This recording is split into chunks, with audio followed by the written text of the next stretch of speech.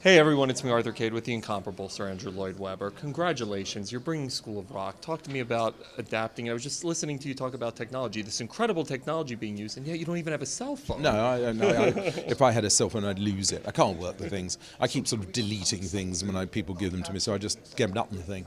Also, it means that nobody can find you, which is really good news, because I don't like the fact that there's cell phones. Everybody knows where you are all the time, unless you turn the thing off. There was a play on in the West End in which the actors were actually able to tell everybody in the audience where they'd been all day, which I thought was a little bit worrying. So I was glad I don't have a cell phone. Talk to me adapting this for Broadway. It's great. I mean, it's been very good fun. Julian Fellows has done the script, and we've stayed very close to the original film. I mean, obviously the essence of the film is the stage show, but I think we've perhaps gone into the backgrounds of the children a little more. And I think it's got a real emotional centre now, which I think the film always had. But I think sometimes music can take things a little further. Sometimes, the theatre can do things that movies can't do, and of course, movies can do things that the theatre can't do. So hopefully, we've done some things in the theatre that take it a bit further. You just did something extraordinary, releasing the rights for schools and to be able to use this as a musical. Talk to me about the impetus. Well, I mean, my first piece was called Joseph and the Amazing Technicolor Dreamcoat. Started in a school in March 1969. And it set me on my road, really. And I can't see any reason why on earth we couldn't let schools do it from get-go. I mean, it's fantastic if children do perform it, and if we're lucky enough and we do have any kind of run here, it means people might come to the show having done it themselves, and then they can. I just think it's good. I've never been one of those people who thought that you should try and keep these things under a lid. One of the things I think is about extraordinary outside of your music career is your philanthropy.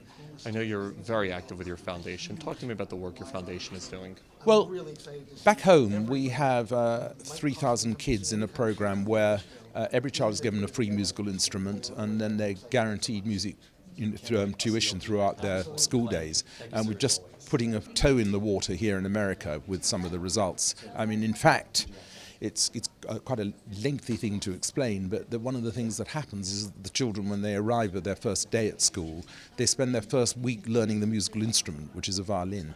And in many cases, it's the first thing, because the schools in question are pretty much in what we call kind of sink areas, really, in Britain. That's very often the first thing these children have ever owned.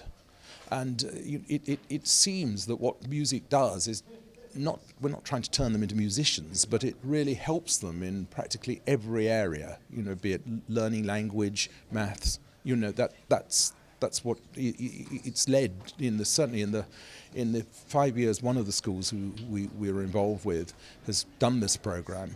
It was about to be closed as substandard. They adopted the program, and last year they got their first child into Oxford University. Awesome. I mean, it is quite extraordinary. I mean, a lot of it's down to the power of the teachers, but I do think that music in schools is underestimated. I think both sides of the Atlantic. I don't think that our politicians really realise how important it is for kids to learn music.